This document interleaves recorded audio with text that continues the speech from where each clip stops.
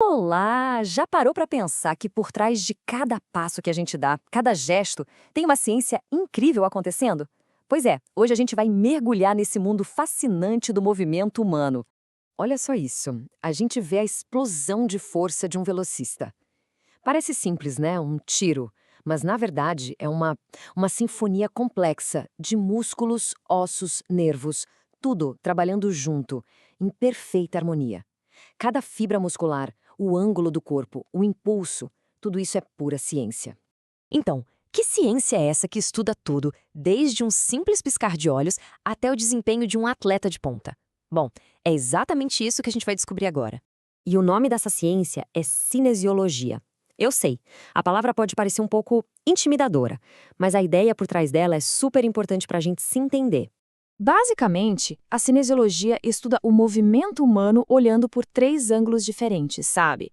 A anatomia, que seriam as peças do corpo, a fisiologia, que é como essas peças todas funcionam, e a mecânica, que são as forças que atuam em tudo isso. E não é uma coisa só, não. Pensa na cinesiologia como um grande guarda-chuva.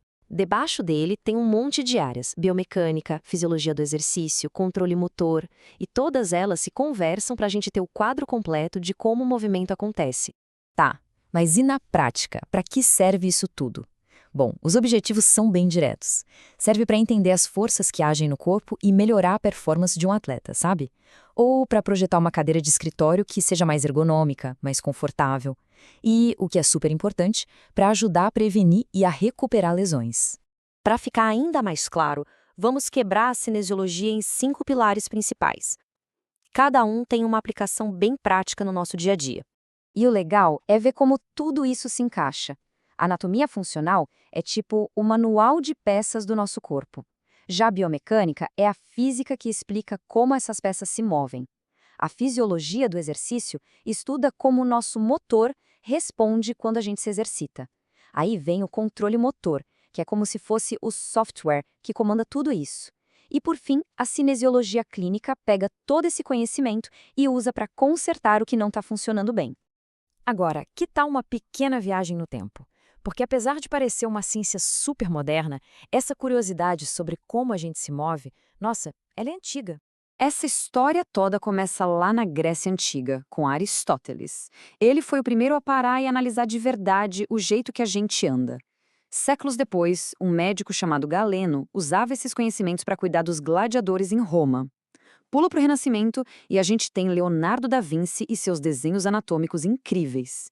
E finalmente, lá no século XVII, um cara chamado Borelli juntou a física com o corpo humano. E pronto! Nasceu o que a gente hoje chama de biomecânica. E olha só essa frase do Aristóteles. Hoje em dia parece óbvio, né? Mas na época foi uma sacada genial. Ele percebeu a base de tudo: ação e reação. Para andar para frente, a gente empurra o chão para trás. Simples assim. E essa ideia tão simples é literalmente o ponto de partida de toda a ciência do movimento. E aqui a gente vê essa evolução de um jeito incrível. De um lado, os estudos do Da Vinci, feitos ali no papel, com tinta. Do outro, a tecnologia de hoje, com captura de movimento, as ferramentas mudaram e como mudaram. Mas a pergunta central, a curiosidade, continua a mesma. Afinal, como o corpo humano se move? Beleza, a história é muito legal. Mas e hoje? Como a cinesiologia aparece no nosso dia a dia? Vamos ver? Vamos pegar um exemplo que muita gente conhece. Aquela dorzinha no joelho que aparece quando a gente corre. Como um especialista em cinesiologia olharia para isso de um jeito científico? Funciona mais ou menos assim. Primeiro, o profissional faz uma avaliação bem detalhada do movimento para achar onde está o desequilíbrio. Depois, com base na anatomia, ele vai buscar a causa real do problema. Sabe, às vezes a dor está no joelho, mas a causa está lá no quadril. Com esse diagnóstico, ele monta um plano de exercícios específico para aquela pessoa. E, o que eu acho mais legal, ele educa o paciente para que a lesão não aconteça de novo. Ou seja, não é só curar, é ensinar a se cuidar.